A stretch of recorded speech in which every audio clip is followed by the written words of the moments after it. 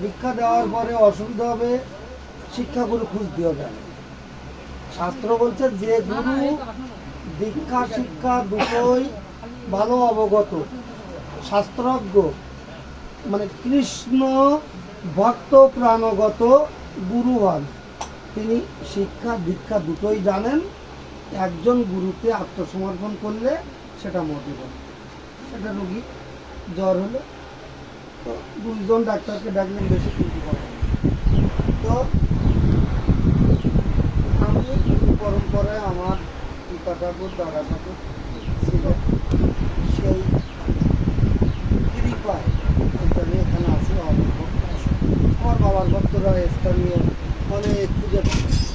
তাহলে আমি উড়ি আসিনি, আমার একটা পরম্পরায় ধরে আমি তোমাদের গুরু দিয়ে যাচ্ছি।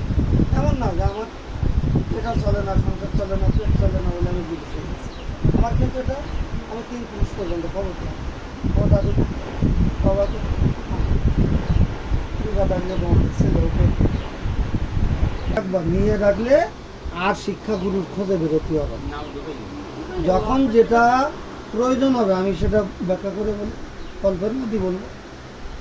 একটা বাচ্চা হয়েছে গৃহে, বাবা আমি কি করব পুজো দেওয়া, আমাকে ফোন করবে, আমি বলে দেবো বাবা আমি এরকম আজকে একটা কাজে বেরোবো, তো আমার তো পূর্ব দিকে বেরোতে হয়, আজকের দিনে কি আমি পূর্ব দিক যেতে পারবো?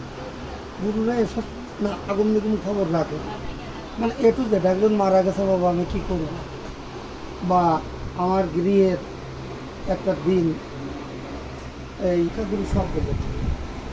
তাই তোমরা দুটো কথা, রাধে রাধে।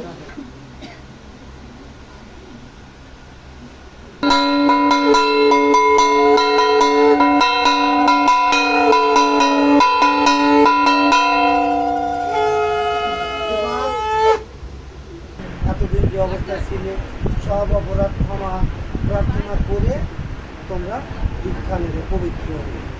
বুঝলে তো বাবা, কত সুন্দর হবে। তাই তোমরা আগে জল হাতে নাও।